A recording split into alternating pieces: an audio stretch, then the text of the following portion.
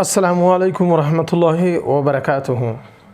ګرانو کتونکو زم قاری محمد زفر usmani نن حاضر شوم د نوې ویډیو سره او د نوې مقام سره. مقامات وایي د قران مجید کوم چې لهجې دي یا قران مجید تلاوت کول چې کوم طریقې یا اندازونه بدلیږي هغه ته مقامات ویل کیږي، لهجه مرته ویل کیږي. جبکې موږ د مقامات ابتدا په مقام په لفظ مقام سره کړی ده، نو لهدا په لال خو موږ په دغه لفظ سره مزید مخته ویډیو چلول کوشش کوو تر ان شاء الله تر انتها پول. نو نن موږ وایي د سنیا بسحر مطابق کوم مشهوره اته مقامات چې دي دا غسه موږ څلور مقامات ویل دي چې هغه زما په یوټیوب چینل کې موجود دي. مقام سبا، صاد سے مقام سبا، نون سے مقام نحوند، عین سے مقام عجم، با سے مقام بیات. دا څلور مقامات چې د موږ ویل دي او نن چې د نن زموږ مقام نمبر 5 چې دی هغه مقام سیکا دی چې هغه دلته مالاندې لیکل دي مقام سیکا. د هر مقام خپل خصوصیت خاصیت دا دی چې هر مقام چې کله په قران مجید چې کوم آیاتونه د هغه مطابق ویل کیږي. نو زموږ حاصل کې مین کوشش دا دی چې اول د ور مقامات وو پیژندل سي، تعریفونه هم پیژندل ضروری دي شدي، خو چې ور مقامات زده کړول سي او سر په خلاص کول سي نو بیا ان شاء الله هغه شی ډیر آسان دي زین ترازي. نو مقام سیکاج دی هغه په درې ځایو کې استعماليږي. اول کم په کم ځای کې چې مقام سیکاج استعماليږي هغه ترتیل وایي. ترتیل د قران مجید وهغه رفتار ته وایي چې قران مجید ډیر سوکو ویل کیږي. لکه په جلسو کې چې کله قران مجید تلاوت یو قاری کوي هغه ته ترتیل وایي، یعنی ډیر سوکو ویل. اوس په هغه ترتیل دا خصوصیت لري چې په دې کې مکمل مقامات هم چې د یو قاری زده کې ویلای شي. او د مقامات دلته خو چون کې مقام سیکا چې د اغزمر سره په ویولو کې په زده کړه کې پر 5 نمبر دی، لیکن دغه مقام سیکا نمبر چې دی په ترتیل کې یعنی په جلسو په تلاوت کې پر 3 نمبر باندې زیاتره اکثر کاریان دي استعمال کوي وایي کې. او دغه رقم د نور مقامات هم دغه شې دي.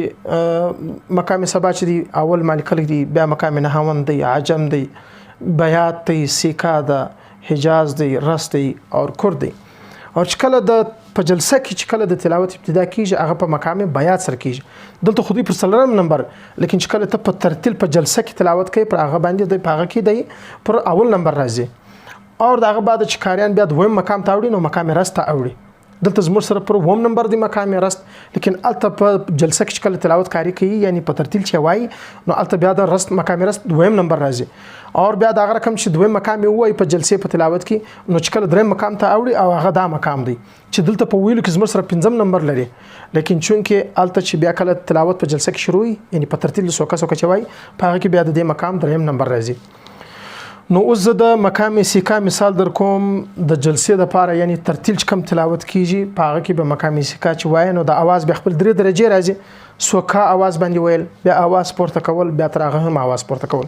اوس د आवाज د پورته کېدو مثالونه څنګه به د یو کاری یا د یو زده کول والا یا د ویډیو کتل والا په ځین کې څنګه راځي. د لپاره اسانه مثال دی لکه اوس یو څوک د چا سره خبره کوي یا څوک رابول یو چا ته आवाज لګي نو د ورته وایي چې زما وروره خبره واوره. نو هغه کې نو واوري بیا یا لجلیری بیا د لږ په زور आवाज دی پورته کی چې زما وروره خبره واوره. بیا کچیر بیا غد لږ نور لیری نو بیا د आवाज نور پورته کی زما وروره خبره واوره. نو دا رقم چې دا هم د قران مجید په ترتیل کې ویلو داسې د आवाज 3 درجه راځي. نو مقام سیکا د جلسې د پاره چې کوم په ترتیل سره تلاوت کیږي دا غو مثال زدر کوم څنګه مقام سیکا به څنګه کوي. أعوذ بالله من الشيطان الرجيم. بسم الله الرحمن الرحيم. الحمد لله رب العالمين. الرحمن الرحيم مالك يوم الدين. إياك نعبد وإياك نستعين. اهدنا الصراط المستقيم.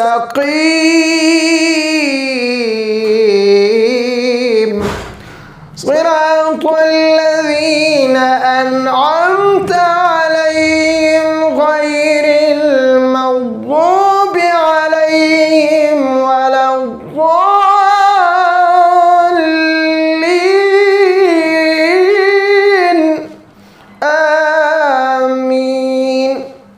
دغه بعد د مقام سیکا استعمال چې کله منظور کوي یعنی هدر باب مقام السكا څنګه أعوذ بالله من الشيطان الرجيم بسم الله.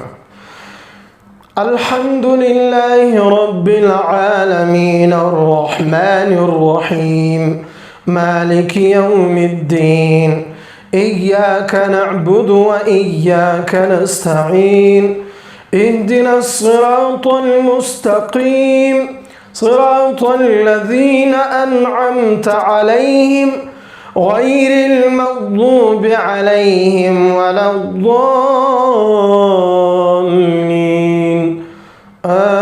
آمين.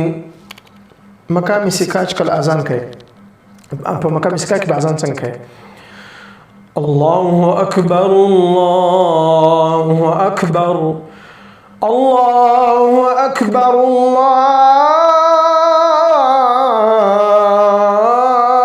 أكبر أشهد أن لا إله إلا الله أشهد أن لا إله إلا الله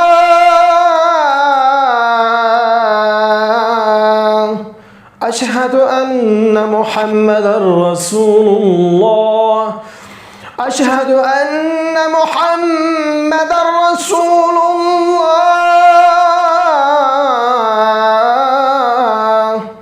حي على الصلاة حي على الصلاة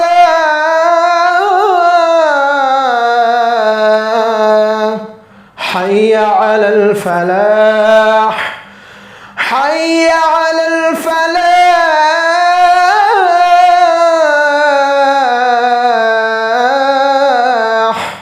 الله أكبر الله أكبر لا إله إلا الله. صدق الله العلي العظيم. زه امید کوم چې ان شاء الله د دې ویډیو په کتلو سره تاسو په سمجھ کې به د مقام سیکا راسي چې مقام سیکا کې ترتیل څنګه په ترتیل کې مقام سیکا استعمال څنګه کیږي او په حاضر کې د مقام سیکا څنګه استعمال کیږي او په اذان کې د مقام استعمال څنګه کیږي ان شاء الله د دې ویډیو په کتلو سره په سمجھ کې راځي.